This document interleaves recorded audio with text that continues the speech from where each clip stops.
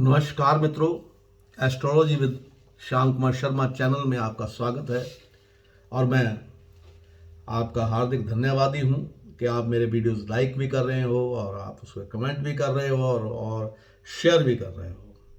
और मित्रों, पर एक बात याद रखिए कि मेरे को आप सब्सक्राइब भी करते रहिए ताकि हमारा परिवार जो है बड़ा हो जाए और हम हर एक आदमी जो है इस समाज का वो इसका फ़ायदा उठा सके और कुंडली जो है वो खुद अपने घर पर खुद देख सके। तो चलिए आज शुरू करते हैं, क्योंकि कल 12वें घर का मैंने जो है आपको सूर्य के बारे में बताया था कि सूर्य 12वें घर में सूर्यदेव जो है भगवान सूर्यदेव वो 12वें घर में कैसा फल देते हैं। आज हम बताएंगे कि चंद्र भगवान जो है वो आपके जो 12वें घर में अगर बैठे हों तो वो कैसे आपका यानी कि आपको क्या प्रभाव देंगे। तो मित्रों, जो चंद्रमा जब 12वें घर में बैठता है तो वो जेब में आए हुए पैसे को खत्म करता है, यानी कि जेब में कटती रहती है आपकी, पैसा जो है वो आपके जेब से खर्च होता रहता है और जेब आपकी खाली होती रहती है।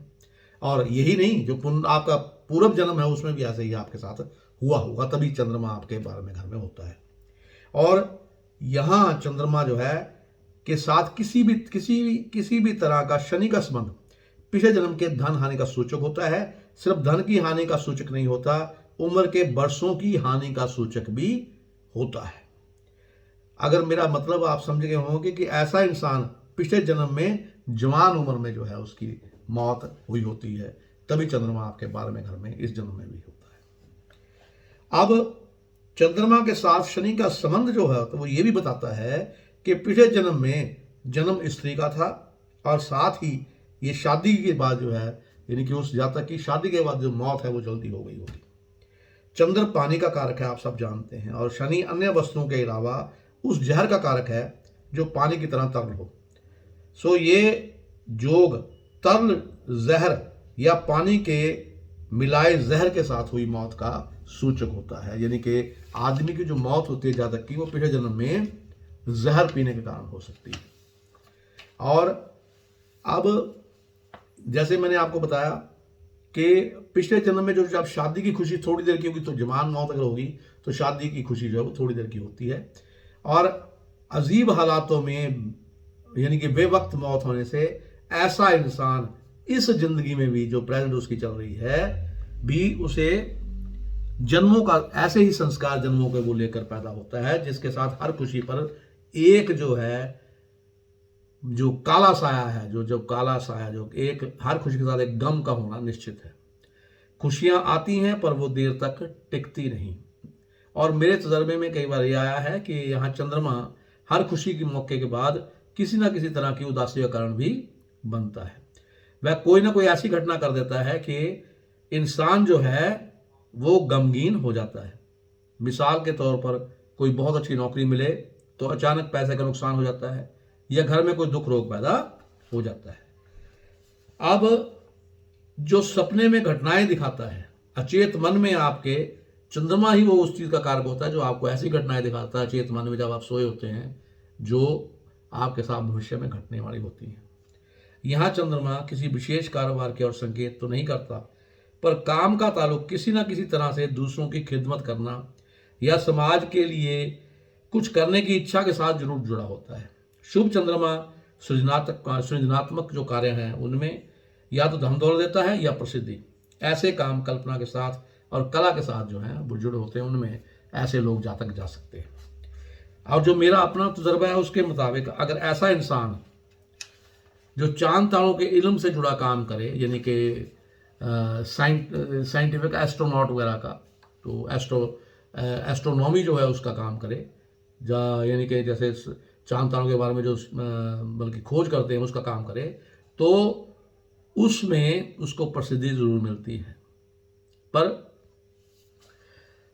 अब इस यानी कि इस इंसान जो होता है इसको इंट्यूशन बहुत होती है कि आगे क्या होने वाला, कई बार इसको इंट्यूशन इतनी होती है कि पता लग जाता है इसको, और पर इस काम में वो एक हद तक ही सफल हो सकता है। इसका कारण ये है कि ऐसा इंसान पूरी तरह से बाहर मुखी जो है नहीं होता। उसे दूसरों की हाजिरी में अपनी बात सीमित शब्दों में कहने के लिए मुश्किल होती है। और वह बात जरूर है कि ऐसा इंसान कोई भी काम करता हो, दूसरे लोग उसे अपने निजी भेद जो हैं वो जरूर बता देते हैं, यानी कि उसको उसकी जो पर्सनैलिटी ऐसी है कि दूसरे लोग अपने जो छुपे हुए भेद होते हैं वो भी बता देते हैं। वह पर उसमें एक खासियत होती है चंद्रमा जिसमें बारह घर में जिसमें जातक का होता है कि वो लोगों के जो भी राज उसको बताए जाते हैं वो छुपा के रखने की ताकत रखता है। जैसे पश्चिम में आपने देखा होगा जो पादरी है उनके सामने जाके लोग अपने जो गुनाह है उनको कबूल करते हैं। जो वो पादरी है वो उसके गुनाहों को अपने तक ही सीमित रखता है जो उन्होंने कबूल किए होते हैं। तो मैंने अगर किसी पादरी की कुंडली देखी, ऐसे पादरी की कुंडली देखने का मौका मुझे मिला है, तो उसमें मैंने पाया कि चंद्रमा उसके 12वें घर में जरूर है। अब ये अगर 12वें घर का चंद्रमा, सपोज कीजिए कि 12वें घर में चंद्रमा नहीं है, 11वें घर में होता है, तो इंसान की जिंदगी में स्त्रियों से सहायता उसको जरूर मिलती है। पर चंद्रमा जब 12वें घर में हो तो स्त्रियां किसी ना किसी का दुख का कारण जरूर बन जाती हैं। लाल किताब में इस चंद्रमा के बारे में एक छोटा सा बयान है कि पिद्रम मुल्तान बुध, इसका मतलब यह है कि पिता बादशाह था। ऐसे चंद्रमा वाला अपने पिता के बारे में, उसकी दौलत के बारे में या सामाजिक हैसियत के बारे में काफ़ी बातें करता है। ये बातें करने का कारण होता है कि उसे पिता की जायदाद नहीं मिली होती, पर वह खाकशाह हो गया होता है और पुरानी हैसियत की बातें सिर्फ रह गई होती है। जैसे आपने देखा कि बुजुर्ग बताते हैं जी मेरी बहुत बड़ी सल्तनत थी पहले, वो अब ख़त्म हो गई, ऐसे ख़त्म हो गई, ऐसी कहानियाँ रह जाती हैं। बाकी उसको प्रेजेंट उसे जो यानी कि चंद्रमा के 12वें घर में है तो प्रेजेंट में उसके पास कुछ नहीं होता। हाँ, उसका पिता जो है बहुत अमीर हुआ होगा, लेकिन साथ ही अपने वो सब कुछ खत्म भी कर गया होगा। अब मैं आपको और बताता हूँ इस चंद्रमा के बारे में। इस घर के चंद्रमा किसी ना किसी रूप में अस्पताल के साथ भी संबंध होता है। शुभ चंद्रमा अस्पताल में डॉक्टर के तौर पर काम करने का संकेत देता है, पर अगर चंद्रमा अशुभ हो इस घर में तो बंदे को अस्पताल में मरीज होकर कुछ दिन रहना पड़ता है। अगर मंगल छठे घर में हो और चंद्रमा आपके 12वें घर में हो तो जिस घर में ऐसे व्यक्ति की बहन या बेटी ब्याही जाए वहां आर्थिक हालत में बड़ी शुभता आ जाती है। इसका कारण यह है कि छठे घर का मंगल 12वें घर में बैठे चंद्रमा को सहायता करता है और इस सहायता का शुभ फल बुध के घर में बैठे मंगल से बुध की कारक वस्तुएं बहन या बेटी को देना होता है। अब 5वें घर में अगर मंगल बैठा हो की हालत में अगर 5वें घर में बैठ जाए तो औलाद की जायदाद में वृद्धि होती है और 9वें घर में बैठे मंगल के समय जद्दी जायदाद और बढ़ती है। पर ऐसा इंसान जायदाद का पूरा सुख नहीं भोगता, कई हालातों में उसे अपने जद्दी घर या जायदाद से दूर जाकर रहना पड़ता है। इस घर में चंद्रमा होते वक्त 8वें घर केतु का होना बहुत अशुभ फल होता है। अगर चंद्रमा आपके 12वें घर में है और केतु 8वें घर में बैठ गया है तो बहुत अशुभ फल होगा। उस इंसान के पुत्रों में से कोई एक बहुत नालायक निकलता है या कोई लड़का अचानक ही गुम हो जाता है या घर छोड़कर चला जाता है। कुछ समय हुआ मैंने किसी व्यक्ति कुंडली देखी थी, चंद्रमा 12वें था और केतु 8वें घर। पैसे की ओर से व्यक्ति की हालत काफ़ी अच्छी थी। 2 लड़के थे, दोनों के साथ उसके अच्छे संबंध थे। फिर छोटा लड़का जो 21 साल का था उसे आखिरी बार घर वालों ने अपनी कोठी के दरवाजे पर खड़े देखा। उसके बाद आज तक उसका जो है आता पता नहीं मिला। तो इस बात का 5 वर्ष हो चुके हैं, अभी तक उस पुत्र की कोई खोज खबर नहीं मिलती। तो ये नहीं मिली तो ये किस कारण से हुआ? इसका कारण इसलिए हुआ कि 8वें घर में उसका केतु था, जो एक बेटा उसका गुम हो गया। अब अगर जो हालांकि छठा घर जो है बुध का कारक है, पर अगर बुध में मंगल की दृष्टि के कारण या किसी अन्य कारण से शुभता आ जाए तो उस घर की बहन या बेटी जिस घर में ब्याही जाएगी वहां आर्थिक हालत में जो है गिरावट आनी शुरू हो जाती है।